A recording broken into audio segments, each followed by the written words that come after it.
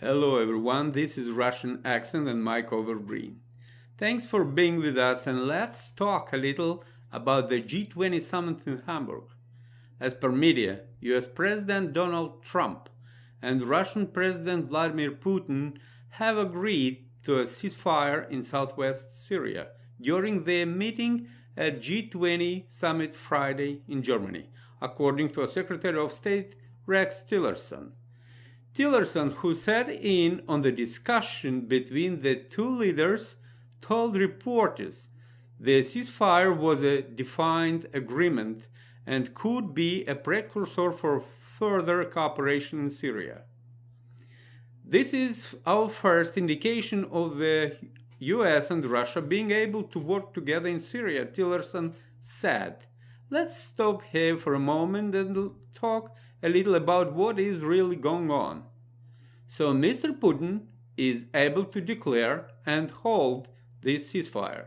He is ready to do this, and likely he is able to do it. How about us?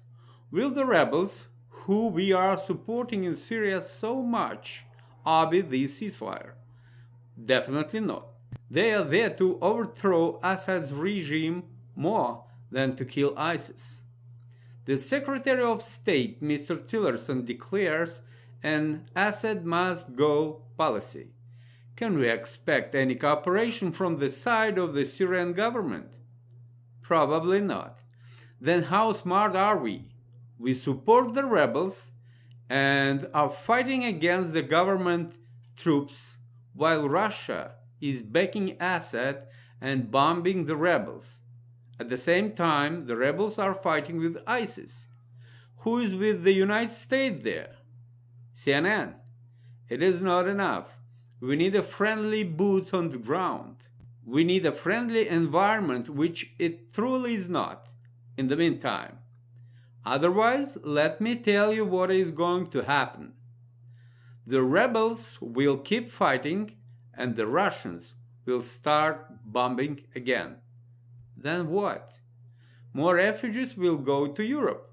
The European Union, even today, is angry with our activity in the region. So the United States should do something about its end of that Trump-Putin brokered ceasefire in Syria. And if it's not, we'll find ourselves back in the past.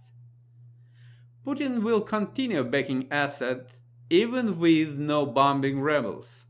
He supports the elected government even if we do not trust that election, because Syrians do, and they fight for the regime.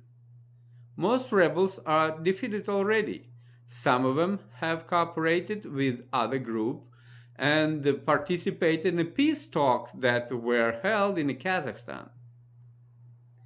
The only way the US could be effective in international affairs would be to join the peace effort and cooperate with Europe or Russia, and then was supposed to be on the agenda for G20.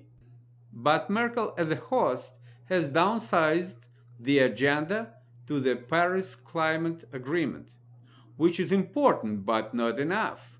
She's trying to save our planet and lives in the future, but who will take care of peace and our lives in the present?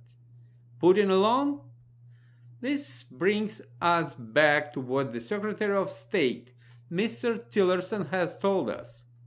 This is our first indication of the US and Russia being able to work together in Syria.